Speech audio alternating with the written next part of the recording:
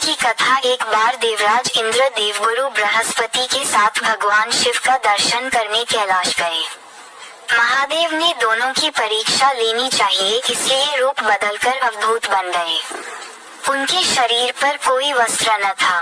उनका शरीर जलती हुई अग्नि के समान धधक रहा था और अत्यंत भयंकर नजर आते थे। अवधूत दोनों के रास्ते में खड़े हो गए। इंद्र ने एक विचित्र पुरुष को रास्ते में खड़े देखा तो चौंके।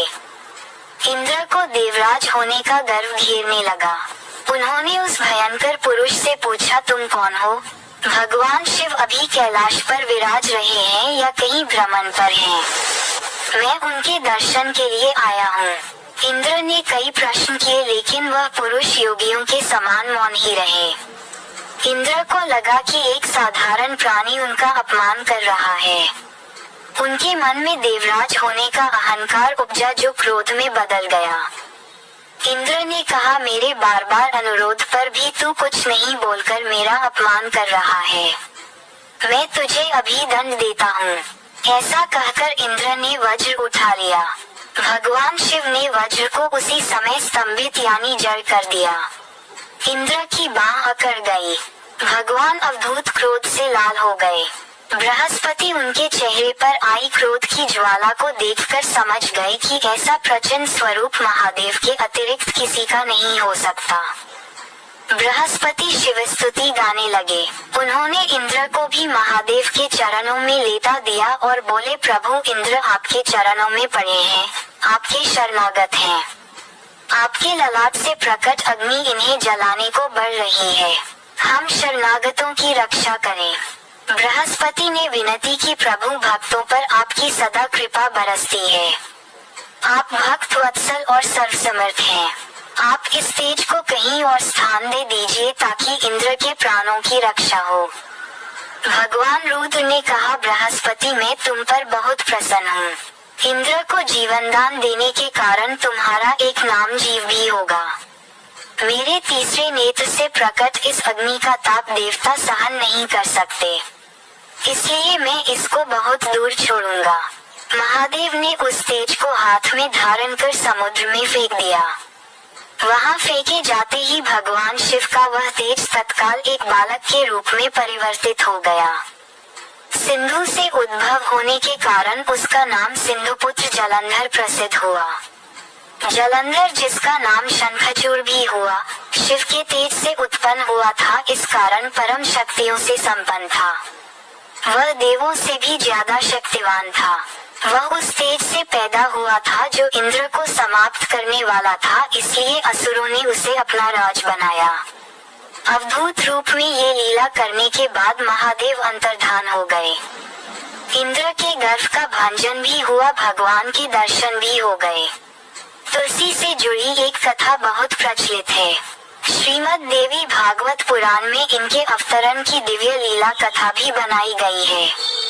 एक बार शिव ने अपने तेज को समुद्र में फेंक दिया था। उससे एक महातेजस्वी बालक ने जन्म लिया। ये बालक आगे चलकर जलंधर के नाम से पराक्रमी दैत्य राजा बना।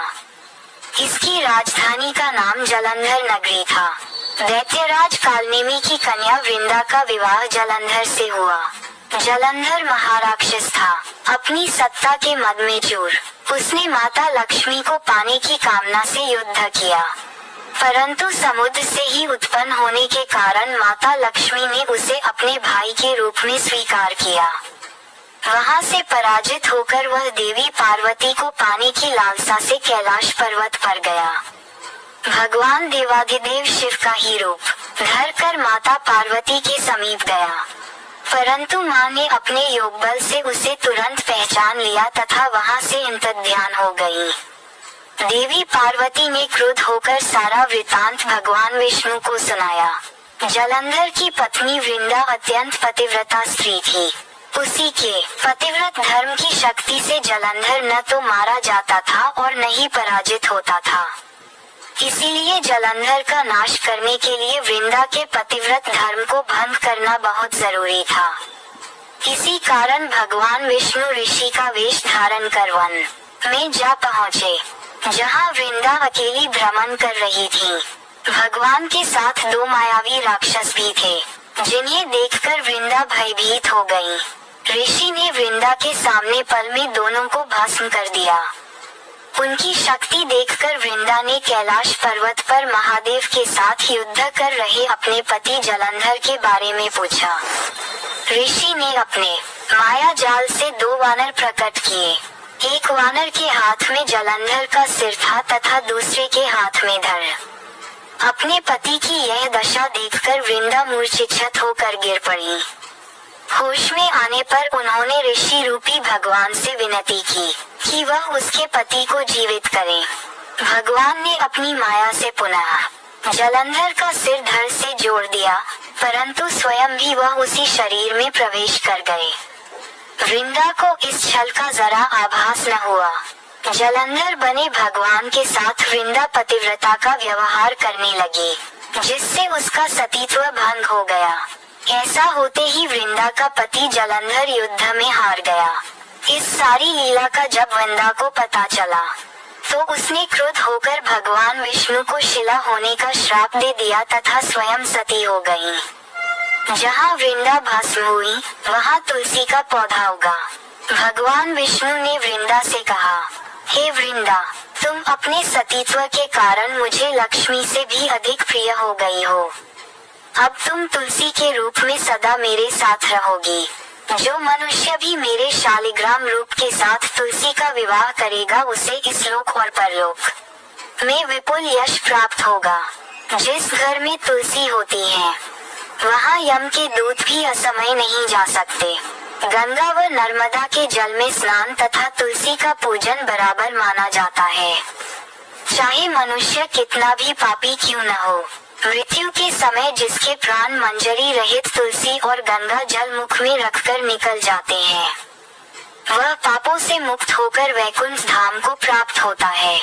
जो मनुष्य तुलसी व आंवलों की छाया में अपने पितरों का श्राद्ध करता है, उसके पितर मोक्ष को प्राप्त हो जाते हैं। उसी दैत्य जलंधर की यह भूमि जलंधर नाम से विख्यात है। सती वृंदा का मंदिर मोहल्ला कोट किशनचंद में स्थित है। कहते हैं इस स्थान पर एक प्राचीन गुफा थी, जो सीधी हरिद्वार तक जाती थी।